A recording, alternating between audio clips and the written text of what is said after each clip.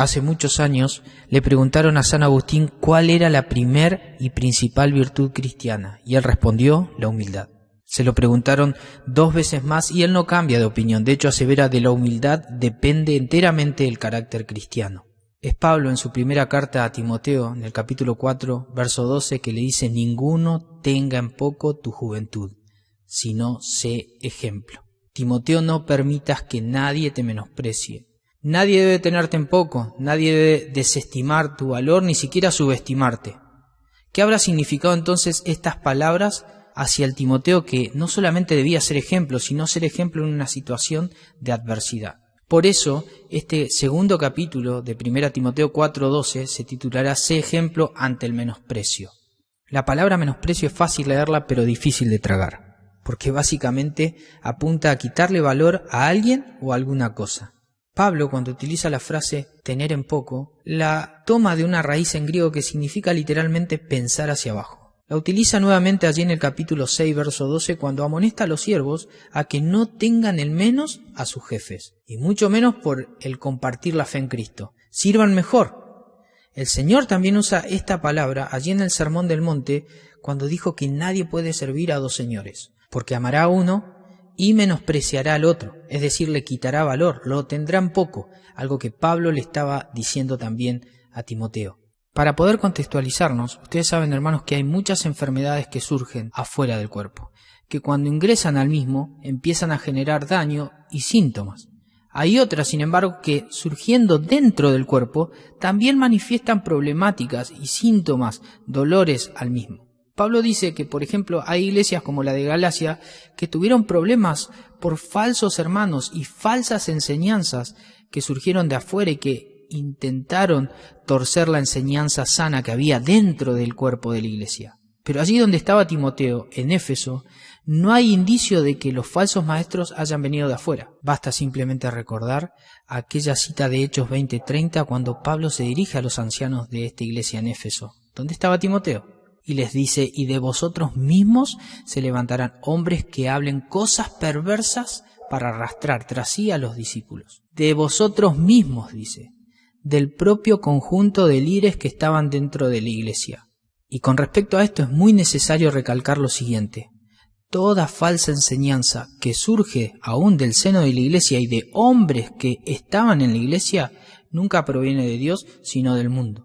Por eso Pablo describe este pensamiento como pensamiento del mundo. La falsamente llamada ciencia, como lo cita en el capítulo 6, verso 20 al final. Todos estos pensamientos, además, siempre hacen prosperar los deseos de la carne, porque aquellos que lo enseñan tienen cauterizada la conciencia, como dice en el capítulo 4, verso 2 de esta carta. Siempre están dirigidos por el enemigo de las almas, enseñando doctrinas de demonios, como dice en el 4, verso 1. Entonces podemos ver el núcleo y detectar que el problema del liderazgo dentro de la iglesia de Éfeso era un problema que estaba afectando también al resto de la iglesia. Un núcleo de mala enseñanza terminó afectando la vida y la situación de muchas de las relaciones y la forma de conducta de los hermanos en aquel lugar. Por esta razón es que Pablo va a utilizar un lenguaje imperativo, de órdenes, de exigencias. Le va a decir a Timoteo en el 6:10 que sea un hombre de Dios, un hombre que pueda mostrarse como ejemplo en aquel contexto que requiere la amonestación en palabras. Por eso Pablo le va a sugerir a Timoteo lo siguiente en el capítulo 5, verso 17. Los ancianos que cumplen bien su función deberían ser respetados y bien remunerados, en particular los que trabajan con esmero tanto en la predicación como en la enseñanza. En el verso 19 dice: no escuches ninguna acusación contra un anciano, a menos que haya 2 o 3 testigos que lo confirmen.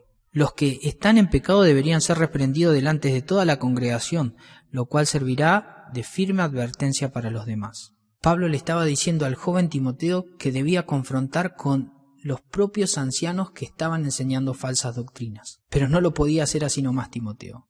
En principio, no podía ser precipitado. No se trata de prejuicio, Timoteo. La disciplina se trata de corregir acciones y hechos específicos.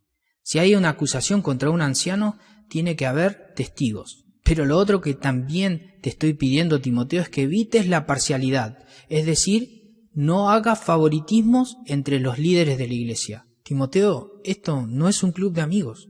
Estamos buscando sanar la iglesia. Por lo tanto, debes entender con quién estás tratando. Si hay alguno de los ancianos que se arrepiente, gloria a Dios por eso. Pero si alguno persiste, amonestalo frente a toda la congregación, así los demás temen. Y es que el rol de anciano era un rol de autoridad, y Timoteo era joven, pareciera ser un contraste. Por eso Pablo dice que no los menosprecien, mientras que a Timoteo le dice, sé ejemplo. Nosotros sabemos que como creyentes hemos sido rescatados de nuestra antigua y vana manera de vivir.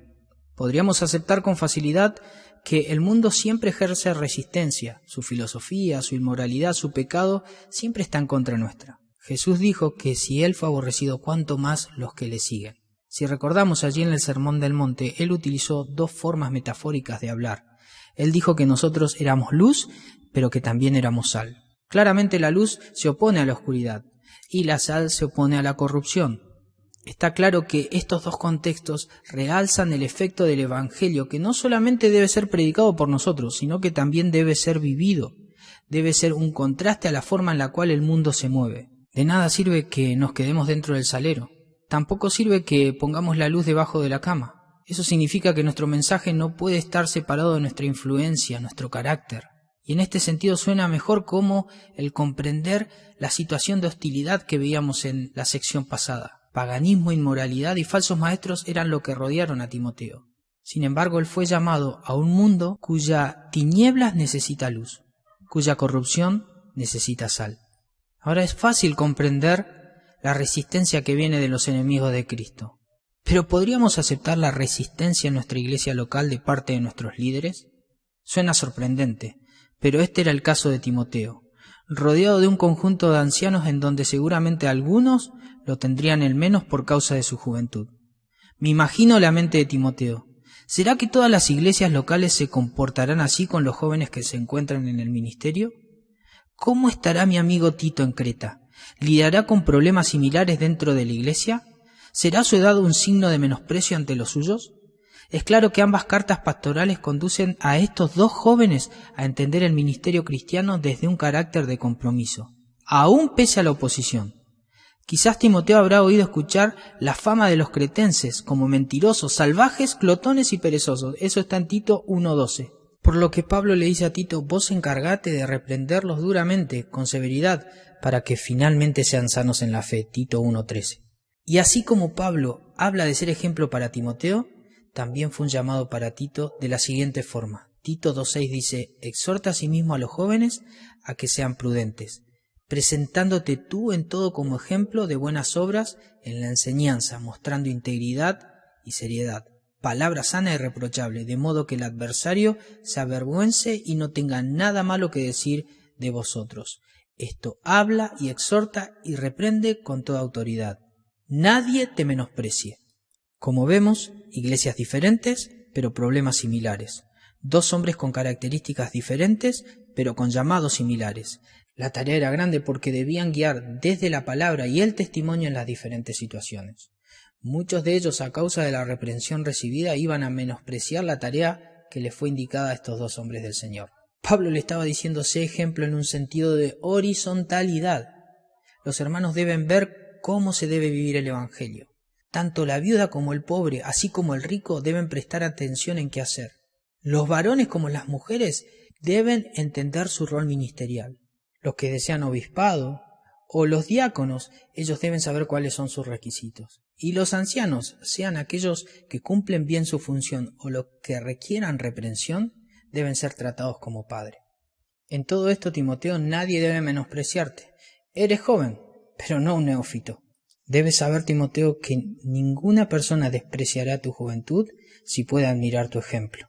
Jesús fue quien cambió el paradigma del liderazgo. En Mateo 23:11, él dijo, el que es el mayor de vosotros sea vuestro siervo. En Mateo 20:26 dijo, mas entre vosotros no será así, sino que el que quiera hacerse grande entre vosotros será vuestro servidor, y el que quiera ser el primero entre vosotros será vuestro siervo. Como el Hijo del Hombre no vino para ser servido, sino para servir y para dar su vida en rescate por muchos. Ser ejemplo entonces implicará trabajar con la verdad, pero desde la perspectiva de un siervo. Aún así, Timoteo, la verdad muchas veces va a incomodar a otros. Jesús dijo la verdad, y eso se acompañó de mucho menosprecio hacia su ministerio. Charles Spurgeon tenía toda la razón cuando mencionó lo siguiente: la verdad es como un león. ¿Quién ha oído hablar de defender a un león? Déjalo suelto y se defenderá solito. Eso es lo que debemos hacer con esta verdad. La verdad habla de por sí sola, pero es cierto y debemos tomar en cuenta esto. No es lo mismo cuando Jesús dice la verdad a cuando escuchamos muchas veces frases de los fariseos hablando acerca de la misma. Simplemente suena chocante. En definitiva, la verdad se requiere, pero también se requieren hombres y mujeres comprometidos a que sus vidas sean un reflejo de la verdad como ejemplo. Entonces es verdad y testimonio, es verdad y autoridad, pero también es verdad y ejemplo. Es muy bueno entonces, hermanos, que hasta aquí nos detengamos. Quizás después de estas preguntas hagamos clic en el mensaje y lo pausemos. Y pensemos, ¿he sido yo un factor de crecimiento a otros hermanos? ¿Saben más de mí por lo que digo que por lo que hago? ¿Me he comportado como un estorbo con alguien en la obra? ¿He menospreciado a alguien alguna vez simplemente porque lo quiero encajar bajo mis estándares? ¿He sido un factor de ejemplo en vivir lo que digo creer? Entiéndanme, Pablo no le está pidiendo a Timoteo que trabaje aislado y desde la verticalidad, donde él sería el único capaz de llevar a cabo esta tarea porque Timoteo era intachable. Para nada. Si Pablo le dice que sea ejemplo, ese es el primer mensaje no hacia la iglesia, sino hacia Timoteo. Pero este mensaje a Timoteo también debe despertar a toda la iglesia, a que cada uno avive el llamado de vivir como Pablo también se lo dijo a los Filipenses capítulo 1 verso 27. Dice: solamente que os comportéis como es digno del Evangelio, para que sea que vaya a veros o que esté ausente, oiga de vosotros que estáis firmes en un mismo espíritu, combatiendo unánimes por la fe del Evangelio, unidos, unánimes. Esa es la única forma en la cual el menosprecio se ha mitigado. Porque en definitiva la responsabilidad de sujetarse a la verdad será de todos. Entonces, ¿cuál va a ser nuestra posición con respecto a esta situación, hermanos? ¿Seremos ejemplos para otros, estimulando su vida, su crecimiento espiritual? ¿O seremos de estorbo y menosprecio? Esa es una decisión muy importante, porque la amonestación de Pablo no es solamente a un joven que tiene que ocupar un rol de liderazgo, es un efecto concatenado hacia toda la iglesia, algo que cada uno debe entender bajo su propia responsabilidad con respecto a la verdad del Evangelio. ¿Qué decisión vamos a tomar? Que sea la mejor, hermanos, que sea obedecer y sujetarnos a la palabra del Señor. Bendiciones.